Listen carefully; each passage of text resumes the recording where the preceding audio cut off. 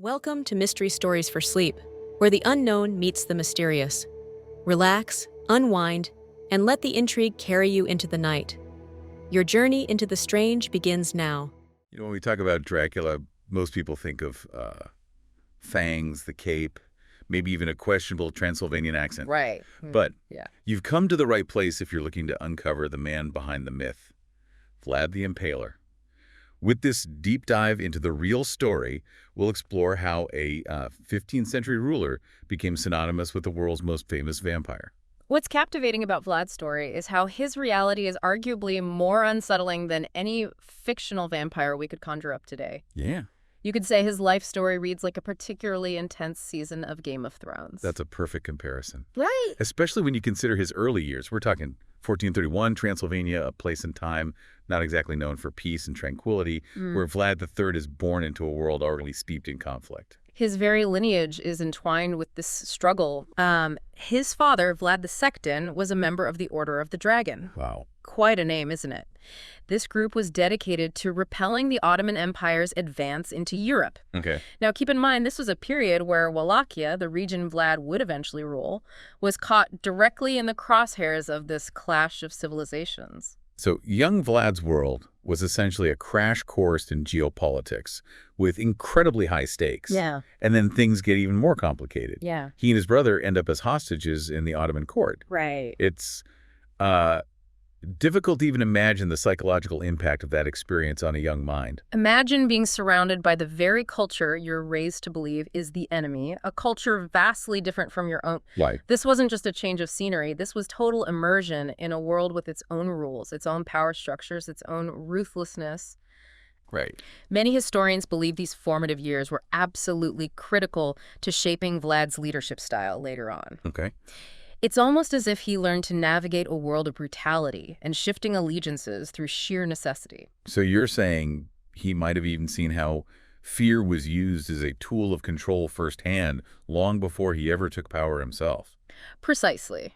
It's not a stretch to say that he developed an acute understanding of fear, both how to leverage it and what it could do to people, how it could break them or bend them to your will. Wow. This wasn't some abstract concept. This was his lived experience from a young age.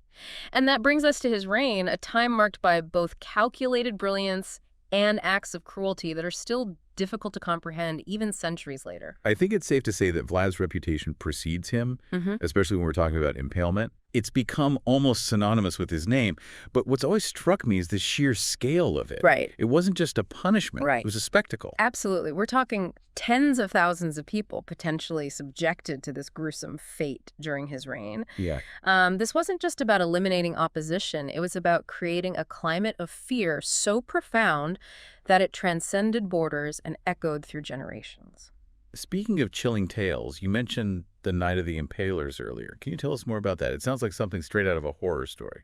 It's a story that perfectly encapsulates Vlad's ruthlessness. Okay. Picture this.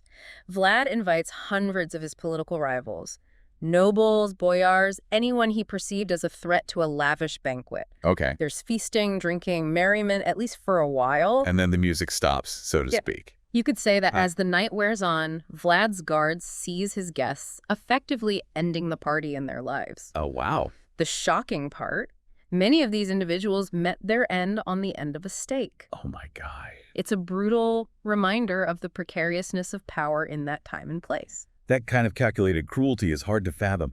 But I keep coming back to something you said earlier about there being a strategic element to it. Right. How does impaling thousands of people factor into a larger strategy? It's easy to get caught up in the sheer brutality of it all, but Vlad understood something crucial. Terror could be a weapon, and a very effective one at that. Okay. Think about it from the perspective of a rival lord, or even the Ottoman Sultan himself. You've heard the stories, perhaps even seen the aftermath, firsthand fields outside conquered cities, transformed into macabre forests of the impaled. Yeah. How does that impact your strategy? I imagine it makes you think twice about marching into his territory. Exactly. It's a horrific form of psychological warfare. Yeah. In fact, there are accounts of Sultan Mehmed II, the conqueror of Constantinople, no less being so unsettled by the sight of Vlad's handiwork that he retreated during one campaign. Really? Now, this is a man who is no stranger to brutality himself, yet even he was taken aback by the sheer psychological impact of Vlad's tactics. Yeah. This wasn't just about winning battles, it was about breaking the enemy's spirit before they even met on the battlefield. It's a chilling example of how fear can be used to exert control, not just on your enemies, but on your own people as well. But how does this all connect to the Dracula we know from literature and film? How does a 15th century warlord transform into the world's most famous vampire? That's where we enter the realm of literary adaptation and how historical figures become intertwined with the stories we tell about them. Okay. Enter Bram Stoker, the author of Dracula, who, and this is a fascinating tidbit, never actually set foot in Romania. Wait, seriously? The man who essentially created the vampire genre as we know it never even visited Transylvania. You're kidding. It's true. Stoker based his iconic character on historical accounts of Vlad, which were already bordering on legendary by the 19th century. Right. Remember, this is a time when Gothic literature was captivating audiences, Yeah. and tales of Vlad's cruelty, already steeped in folklore, fit perfectly into that genre. So it's almost as if Vlad's story was primed to be reinterpreted for a new audience, taking on a life of its own beyond the historical context. Precisely. But it's important to remember that Stoker wasn't going for historical accuracy. Right. He was crafting a Gothic horror story, Sure. drawing inspiration from a figure already shrouded in darkness and dread. Right. This fusion of history and literary license is key to understanding the enduring fascination with both Vlad the Impaler and Count Dracula. It's a fascinating blurring of the lines between fact, fiction, and the stories we tell ourselves about the past. Yeah. But what about Vlad's legacy beyond the literary world? Yeah. How is he viewed in Romania today? Is he a villain, a hero, or something more complex? It's amazing how a single historical figure can elicit such different reactions, even centuries later. So is Vlad a villain, a hero, or is it a lot more complicated than that? It's fascinating, isn't it? In parts of Romania, Vlad the Impaler is actually seen as a national hero, Wow. a defender of their culture and faith against the encroaching Ottoman Empire. Right. His brutality, often seen as barbaric in other contexts, Yeah. is sometimes viewed as a necessary evil in light of the existential threats he faced. It's a good reminder that history is rarely black and white. Right. The Ottoman Empire was a formidable force at that time. Absolutely. And Vlad was on the front lines of a cultural and political clash with incredibly high stakes. Exactly. Yeah. His actions have to be viewed within that framework. That clash of civilizations. However, that doesn't erase the very real brutality of his reign. Right. While some might see him as a hero, Sure.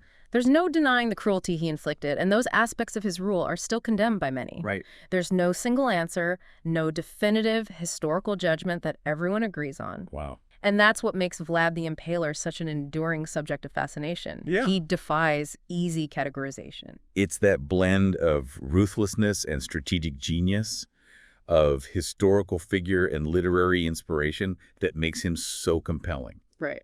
It's almost as if he exists in this liminal space between fact, fiction, and the stories we tell ourselves about the past. Absolutely. And what we choose to focus on, which narratives we elevate, says a lot about us, about our own relationship with history and how we interpret the actions of those who came before us. That's a really interesting point. It's not just about Vlad himself. Right. It's about how his story continues to resonate with us today. Yeah.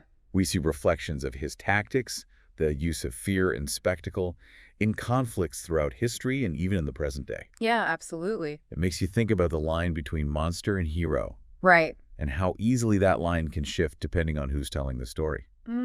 And that's the heart of it, isn't it? History is rarely objective. Right. It's told by the victors, reshaped through generations. Wow. And ultimately, it's up to each of us to grapple with the complexities and contradictions Yeah. to reach our own understanding of figures like Vlad the Impaler. So to bring it all back to our deep dive today, what I'm taking away is that Vlad the Impaler was more than just a brutal tyrant. He was a product of his time, a skilled strategist, and a ruler who understood the power of fear perhaps better than anyone. Absolutely. And whether we see him as a villain, a hero, or something in between, his story, forever linked with the legend of Dracula, continues to captivate and challenge our understanding of history itself. Perhaps the next time you encounter a historical figure who seems purely good or purely evil, Right. take a moment to delve a little deeper. Okay. Look for the nuances, the contradictions, the historical context. Yeah. You might be surprised by what you find lurking beneath the surface.